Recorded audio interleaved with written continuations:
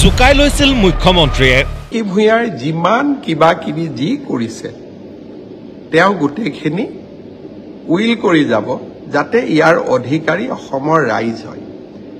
এতিয়া এজন বিধায়কে কৈছে উইলখন দেখুৱাব লাগে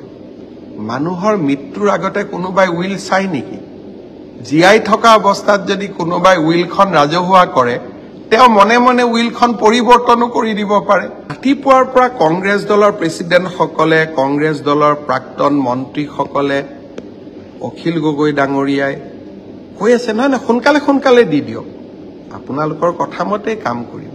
কিন্তু আপোনালোকে মোক মিঠাই খাবলৈ হাক দিয়াৰ আগতে নিজে মিঠাই খোৱা বাদ দিলে নে নাই আপোনালোকৰ কোনটো সম্পত্তি ৰাইজৰ কাৰণে দিব সিদ্ধান্ত ললেনে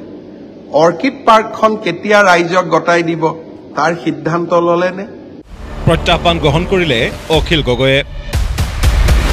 15 আগষ্টত মুখ্যমন্ত্ৰীৰ হাতত কাজিৰঙা জাতীয় উদ্যানৰ চাবি অৰ্পণ কৰিব অখিল গগৈয়ে ৰাজহুৱাকৈ মুখ্যমন্ত্ৰীৰ পৰা সময় বিচাৰিলে শিৱসাগৰৰ বিধায়কগৰাকীয়ে জাতীয় অৰ্কিড আৰু জৈৱ বৈচিত্ৰ্য উদ্যানখন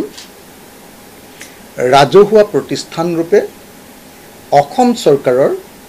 সমবায় বিভাগত পঞ্জীয়ন কৰা হৈছে এতিয়া কোনো যে অসমৰ মুখ্যমন্ত্ৰীক মই ৰাজহুৱাকৈ সময় বিচাৰিছোঁ কাইলৈ 15 আগষ্ট খুব ভাল হ'ব 15 আগষ্টৰ দিনা মই আপোনাৰ ঘৰলৈ যাব খোজোঁ মোক সময় দিয়ক মই বানপানীৰ সময়ৰ পৰা তেখেতক 6 বাৰমান ফোন কৰিলোঁ এবাৰ মাত্ৰ ধৰিছে বানপানীৰ সময়ত নধৰিলে আজি কেইদিনমানৰ আগতহে ধৰিলে ফোনটো মই ফোন কৰি আছোঁ যে মোৰ 15 আগষ্ট কাইলৈ CMৰ ওচৰতে ডকুমেণ্টখিনি জমা দিম আৰু দৰকাৰ হ'লে CMৰ হাততে চাবিটো দি থৈ আহিম কাজিৰঙা অৰ্কিড পাৰ্কৰ ৰাজহুৱা অনুষ্ঠান যেতিয়া আমাৰ চাবি দিবলৈতো কোনো আপত্তি নাই CMে কাইলৈ 15 আগষ্ট তাৰিখৰ দিনা তেখেত যিহেতু বিষ্ণুৰাম মেধিৰ শিষ্য একে পথৰে গৈ আছে কাইলৈ 15 আগষ্টৰ দিনা CMে বন্দা ইণ্টাৰনেশ্যনেল নিউজ লাইফ নিয়মীয়া বাৰ্তাৰ পৰা আৰম্ভ কৰি মেকডোনাল্ডলৈকে এই চাবিকেইটা কাইলৈ ৰাইজৰ হাতত দি দিব লাগে কিন্তু তেখেতৰ নিজৰ ক্ষেত্ৰত আকৌ তেখেতৰ পত্নী আৰু তেখেত ঢুকুৱাৰ পাছতহে বোলে সেইটো ৰাজহুৱা কৰিব মৃত্যুৰ পাছতহে জীৱনকালত মানে উপভোগ কৰিব আৰু মৰাৰ পাছত এইখিনি বোলে ৰাজহুৱা কৰি যাব কাঞ্চনজুৰিৰ চাবিও ৰাধাকৃষ্ণৰ চাবিও চানমাৰীৰ চাবিও নিউজ লাইফৰ চাবিও নিয়মীয়া বাৰ্তাৰ চাবিও টাইমেটৰ চাবিও ৰং চেনেলৰ চাবিও আইনাৰ চাবিও ইন্দ্ৰধনুৰ চাবিও ৰামধেনুৰ চাবিও 12-18 চাবিও বান্দা ইণ্টাৰনেশ্যনেলৰ চাবিও বাণিজ্যিক ৰিচৰ্টৰ চাবিও মেকডোনাল্ড ফ্ৰেঞ্চাইজিৰ চাবিও দাৰিগঞ্জৰ 107 বিঘা মাটিৰ কাগজ বা কি কয় বশিষ্ঠ ৰিয়েলটৰ্ছৰ শ্বেয়াৰ 17টা কোম্পানীৰ শ্বেয়াৰ 27 বিঘা মাটিত যে বঙৰাত কনষ্ট্ৰাকশ্যন হৈ আছে তাৰো চাবি আৰু গোল্ডেন থ্ৰেড অফ আছামৰো চাবি দিবনে নাই মইতো দিম আমিতো দিম মই দৰকাৰ হ'লে মই যেহেতু চেয়াৰমেন আছোঁ ৰিজলিউশ্যন মই যেনে তেনে পাছ কৰাম তাৰপিছতে আৰম্ভ হ'ল অখিল গগৈৰ প্ৰত্যাক্ৰমণ নিউজ লাইফ নাম্বাৰ 1 তেখেতেই কৈছে যে আটাইতকৈ বেছি চলা চেনেল নিউজ লাইফ নিয়মীয়া বাৰ্তা বাতৰি কাগজ এখন ৰং চেনেল আইনা নামৰ এখন আলোচনী ইন্দ্ৰধনু ৰামধেনু আৰু 12-18 এই 7টা সংবাদ মাধ্যম এটো ৰাজহুৱা কৰি দিব বন্দা ইণ্টাৰনেশ্যনেল এখন ইণ্টাৰনেশ্যনেল স্কুল সেইখন কেতিয়া ৰাজহুৱা বাণী গ্ৰীণ ৰিজৰ্ট অসমৰ চাগে আটাইতকৈ দামী ৰিজৰ্ট GM হোৱাৰ পাছত কৰিছে মেকডোনাল্ড ফ্ৰেঞ্চাইজি মেকডোনাল্ডৰ এটা ফ্ৰেঞ্চাইজি কৰিছে আপোনালোকে দেখিছে চাগে নিউজ লাইফৰ যে কাষতে মেকডোনাল্ড মানে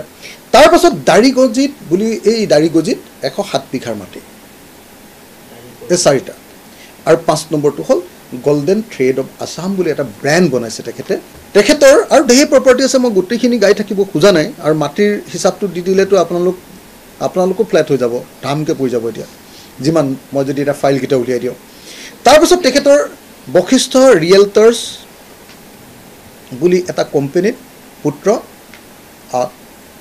পুত্ৰৰ নামত চেয়াৰ তেখেতৰ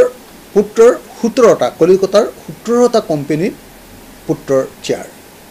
17টা কোম্পানীৰ চেয়াৰ পাছত বঙৰাত এটা ডাঙৰ কনষ্ট্ৰাকশ্যন চলি আছে তেখেতৰ 27 বিঘা মাটি নুমলী জলাহ বুলি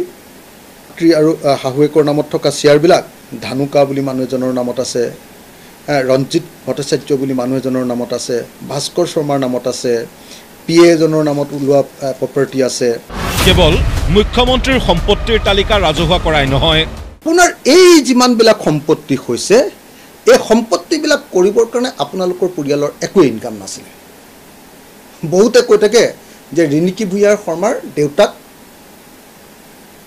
কি ইণ্ডাষ্ট্ৰিয়েলিষ্ট আছিলে। আমাৰ ঘৰৰ ওচৰতে ন এইকণতে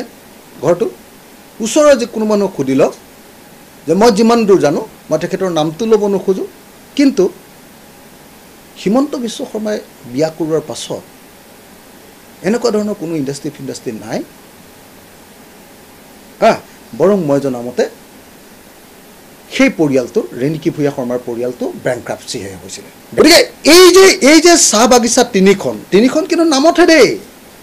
বাকীবিলাক উলিয়াই দিম, আপোনালোকে গম পাব কেইদিনমানৰ পাছত। মোৰ লগত লাগি থাকিলেই হ'ল, খালি আৰু খংটো উঠি থাকিলেই হ'ল আৰু উলিয়াম আৰু এদিনকৈ। এই তিনিখন বাগান কিনিবৰ কাৰণে পইচা ক'ত পালে? ৰাজনৈতিক ক্ষমতাৰ অপব্যৱহাৰেৰে এইসমূহ সম্পত্তি ক্ৰয় কৰাৰ অভিযোগ মুখ্যমন্ত্ৰীৰ বিৰুদ্ধে। এইবিলাকত চব 2 নম্বৰী টকাৰ ইনভেষ্টমেণ্ট আছে আৰু পলিটিকেল পাৱাৰ খটুৱাই কৰি আছে। কেইবাজনো ডাইৰেক্টৰ নিউজ লাইফৰ পৰা কেনেকৈ খেদিলে আপোনালোকে নিজে খবৰ লওক। টাইমেট কেনেকৈ কিনিলে সেইটো আপোনালোকে খবৰ লওক, বাকী বাদ দিলোঁ। টাইমেটটোতো পূৰা চলা এটা হেৰি আছিলে নহয় জানো, কি কয় আপোনাৰ ৱেব পৰ্টেল আছিলে। সেই ৱেব পৰ্টেলটো কেনেকৈ বিক্ৰী কৰিবলৈ বাধ্য কৰিলে মোকতো টাইমেটৰ মালিকজনে চিধাকৈ কৈছে চাহ বাগানৰ মাটিত ৰিজৰ্ট বনাব পাৰে নেকি? কেনেকৈ বনালে? চাহ বাগানৰ মাটিত 10% নে 5% মাটি পাহৰি গ'লোঁ, এতিয়া মই 10 আছিলে নহয়, 5% মাটিত ৰিজৰ্ট বনাব পাৰি বা টুৰিজিম ব্যৱহাৰ কৰিব পাৰি বা কমাৰ্চিয়েল ইউজ কৰিব পাৰি বুলি বিধানসভাত আইন পাছ কৰি লৈ মাটি কি হিচাপত প্ৰত্যেক দিনাই কেনেকৈ মাটি লৈ আছে তাৰ কাহিনী কম নেকি? কি ক্ষমতা প্ৰয়োগ কৰি, কোন পুলিচক লগাই, কোন অফিচাৰক লগাই, কাক বাধ্য কৰি, কাক ব্লেকমেইল কৰি কেনেকৈ সম্পত্তি লৈ আছে, এইবিলাক কি ক'ব লাগিব নেকি? এইবিলাক শুনাব খোজা নাছিলোঁ। মুখ্যমন্ত্ৰীৰ সংবাদ প্ৰতিষ্ঠানৰ সন্দৰ্ভত গৱেষণা কৰা আছে অখিল গগৈৰ। ধনৰ উৎস কি আমিতো জানো কাহিনী, মই নিউজ লাইফৰ ওপৰতো ৰিচাৰ্চ কৰিছিলোঁ, মোৰ লগত এতিয়াও ফাইল আছে। আজিৰ দিনটোত মই আপোনালোকক যদি নিউজ লাইফৰ ধনৰ উৎস এটাকে দেখুৱাই দিওঁ, এটাকে মই দেখুৱাই দিব পাৰোঁ, মোৰ ওপৰত পূৰা ডকুমেণ্ট আছে। আৰু মই এইটো ডকুমেণ্ট একদম সাধাৰণভাৱে বনোৱা নাছিলোঁ, গুৱাহাটীৰ বহুত ডাঙৰ CAক লগাই RTI কৰি তথ্য উলিয়াই ৰিচাৰ্চ কৰি একেবাৰে মানে হিলাই দিব পৰাকৈ কৰা ডকুমেণ্ট আছে মোৰ লগত। আৰু নিউজ লাইফটোতো কেনেকৈ বনাইছে মই আপোনালোকক কাহিনীবিলাক যদি লাগে, ইমান ডাঙৰ ফাইল আছে মই কৈছোঁ নহয়। আৰু সেইটো কোৰ্টত জিকিব পৰা ফাইল, সৰু সুৰা ফাইল নহয়। কেনেকৈ 2 নম্বৰী কোম্পানী বনাই তেওঁ কিনিছে সেইটো, আৰু তাৰপিছত কেনেকৈ তেওঁ কেইজনমান বন্ধুক ডাইৰেক্টৰ বনাই ল'লে, ডাইৰেক্টৰ বনাই লৈ তেওঁলোকৰ যিহেতু টকা আছে তেওঁলোকৰ নামত লোন চোন ল'লে তেওঁলোকৰ ফাইল ব্যৱহাৰ কৰি, তাৰপিছত গোটেইকেইজনকে তেওঁলোকক লাট মাৰি খেদি নিউজ লাইফটো অকল পত্নীৰ নামত কৰি পেলালে বা পৰিয়ালৰ নামত কৰি পেলালে।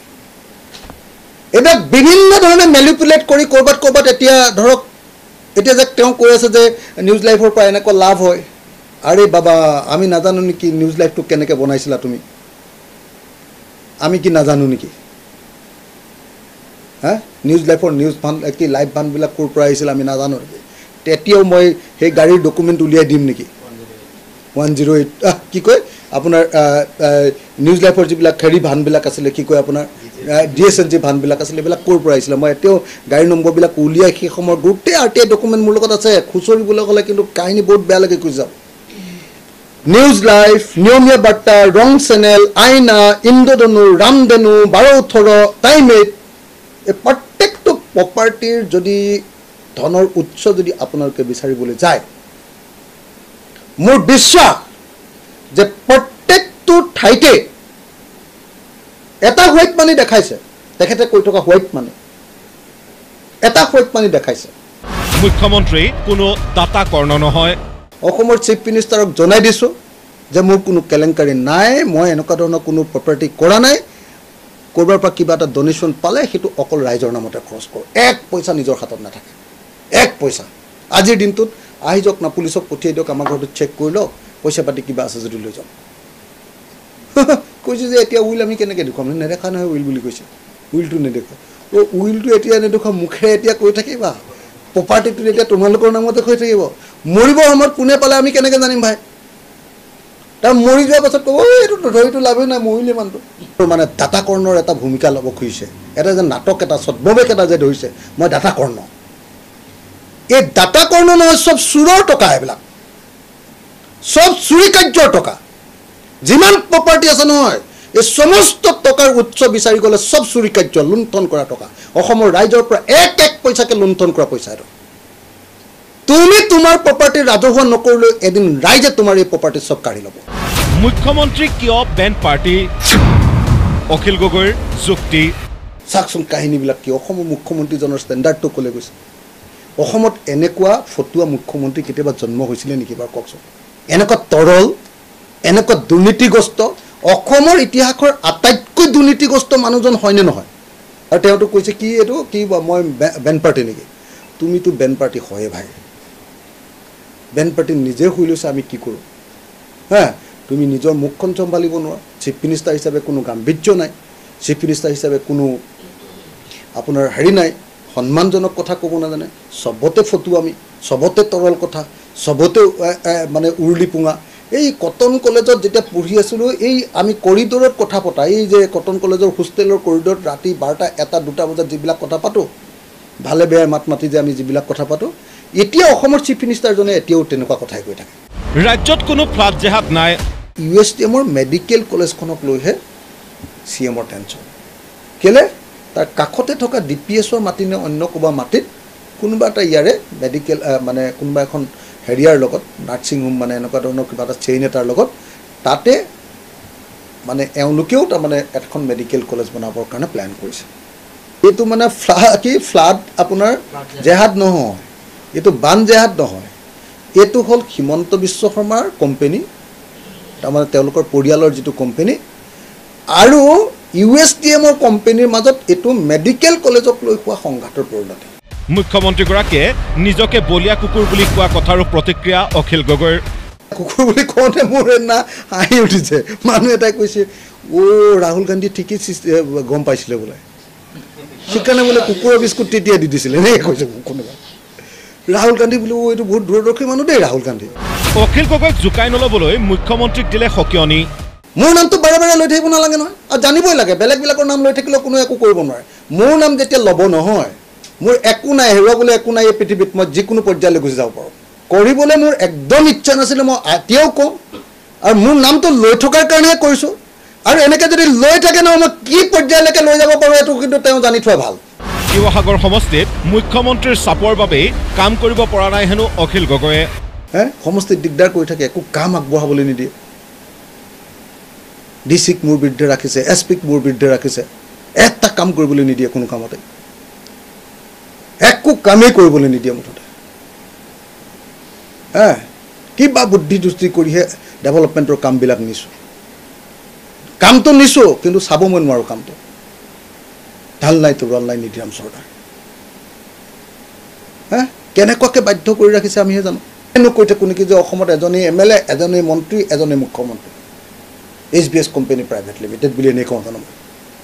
গোটেই BJP দলটোতো এটা কোম্পানী কৰি পেলালে নাই কওকচোন